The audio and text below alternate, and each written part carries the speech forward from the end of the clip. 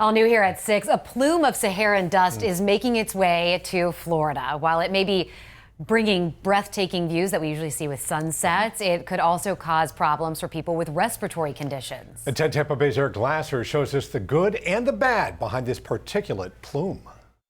Well, if you see a break in the clouds over the next few days, you'll probably notice some hazy conditions created by Saharan dust. The good news is those clouds of fine sand make it tougher for tropical storms to form. The bad news is it can also make it tougher for some folks to breathe.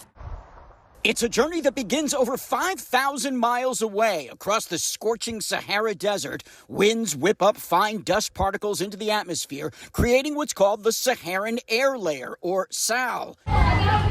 Now that dusty air mass is heading straight for us. Yeah, I'm pretty sure that we didn't already experience it. We just didn't know about it. Jemiah Holder says she'll be keeping an even closer eye on her daughter Wisdom in the coming days, since young people, along with the elderly and folks with pre-existing conditions, can be among the most vulnerable to the dust. But I get wheezy. I can't really breathe. Stumbling. You're going to want to try to limit outdoor activities. Dr. Mona Mangat says the signs of exposure are similar to allergies, like coughing, itchy eyes, and wheezing.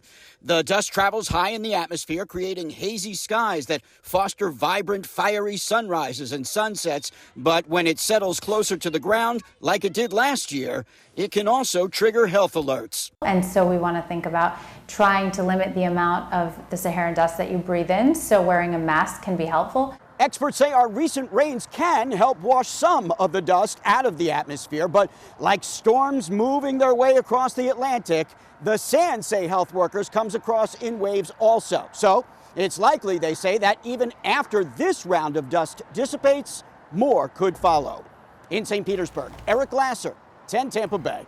Another unfortunate possible side effect from the Saharan dust is it contains levels of iron high enough to enhance algae blooms. Yeah, and that includes the type that can raise nitrogen levels, which can fuel red tide.